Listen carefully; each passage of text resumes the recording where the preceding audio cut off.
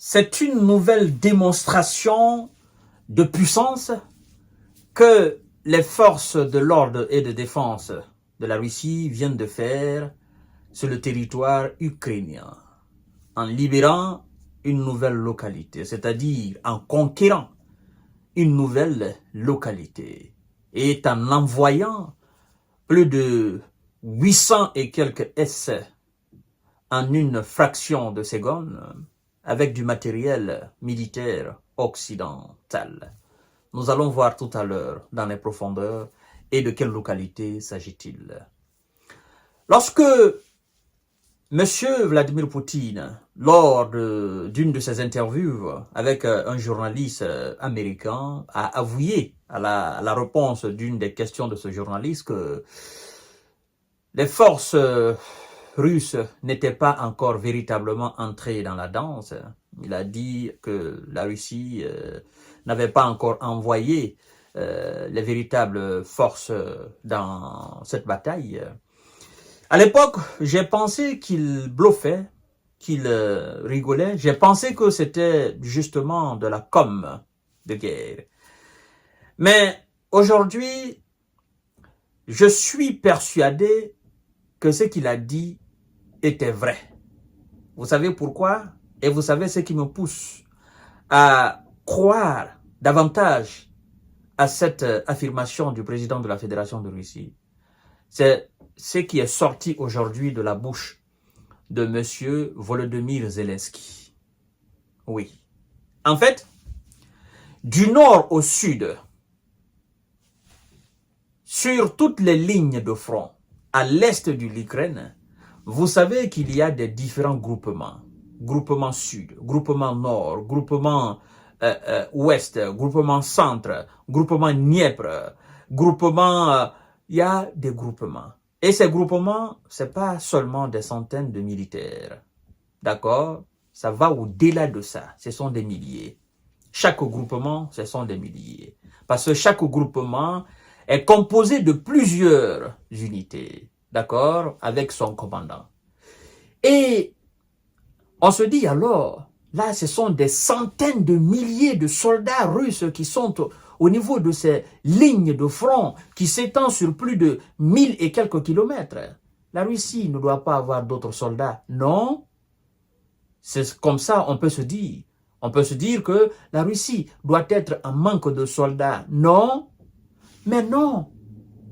Non, parce que M. Zelensky nous dit, non seulement il reconnaît que la Russie n'a pas déplacé ses troupes des lignes de front pour les envoyer au nord de l'Ukraine, vers la région de Soumy, et donc dans la région russe de Koursk, parce que c'est ce qui était leur stratégie. Mais c'est d'autres militaires, c'est d'autres forces qui viennent alors faire face, après avoir stoppé ces marmailles des hommes de M. Zelensky. C'est d'autres forces russes qui viennent, qui n'ont absolument rien à voir avec ceux qui sont au niveau des lignes de front.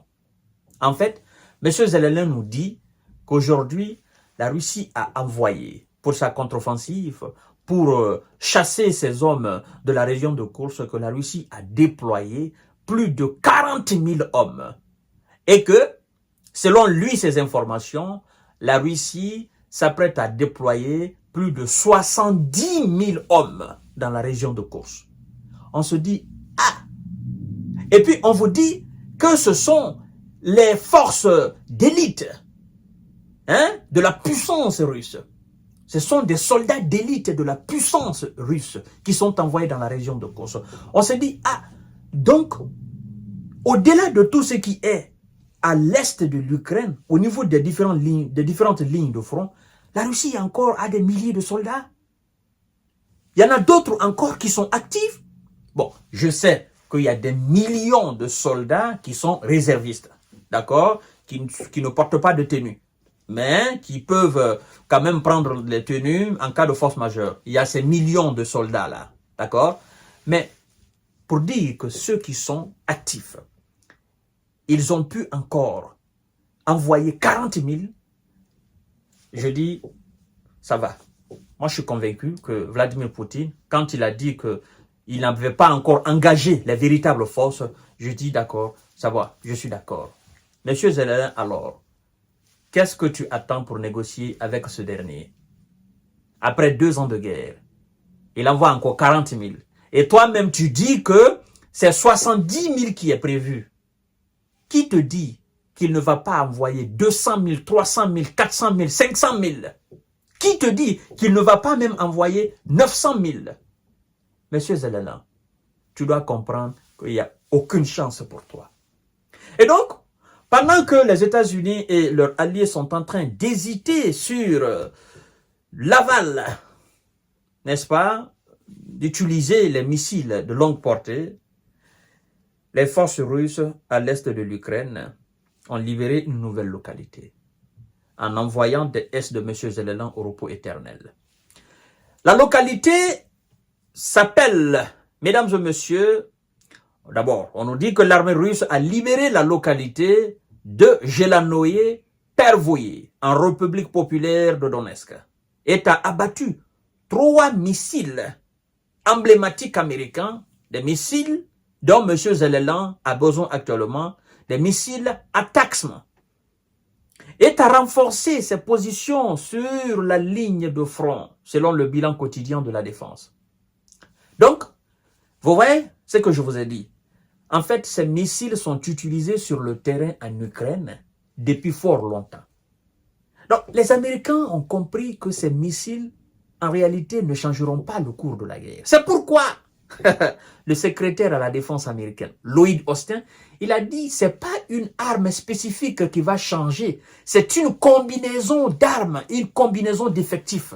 Je comprends maintenant. En fait, le missile ATACMS est inefficace parce qu'ils l'ont déjà utilisé à plusieurs fois et ça n'a pas changé le cours de la guerre. Vous voyez? C'est pourquoi il faut savoir lire entre les lignes, mesdames et messieurs et mesdemoiselles. Cette nouvelle localité a été libérée et conquise par le groupement Sud. D'accord? Le groupement Sud a libéré la localité de Zelenoye Pervoye en République populaire de Donetsk, rapporte la défense dans son bilan quotidien du 14 septembre 2024, aujourd'hui même ce samedi. Alors, le groupement Sud a également attaqué 6 brigades de M. Zelensky, des Merceaux et de ses supplétifs occidentaux, et repoussé 2 contre-attaques de ces mêmes Merceaux et ils ont perdu là quelque chose de 715 S qui ont été envoyés au repos éternel dans, n'est-ce pas, ce combat. Un obusier FH-70 de fabrication britannique et un obusier M777 de fabrication américaine, 4 dépôts de munitions ont été anéantis, rendus en cendres. Le groupement Nord a attaqué 2 brigades de M. Zelensky et ses supplétifs occidentaux. Alors, les forces de Zelensky ont perdu à ce niveau 110 S qui ont été envoyés au repos éternel. Mesdames et messieurs et mesdemoiselles, ça fait un village de plus. Vous savez, des fois, je prends juste 2-3 minutes, j'écoute les journaux LCI, les médias LCI, BFM TV. Si j'ai rien à faire, c'est pour juste rigoler. Et je crois que ça fait quand même un petit temps, on ne parle plus de grignotage. On parle d'avancée majeure de l'armée russe. Écoutez et constatez bien. Ils ne disent plus la Russie continue de grignoter. Ils disent quand même à l'est du pays, à l'est de l'Ukraine, l'armée russe continue son avancée majeure. Donc, jusqu'à présent, ils n'ont pas encore utilisé le terme percée majeure, mais ils disent avancée majeure. Donc, vous êtes plus intelligent que moi.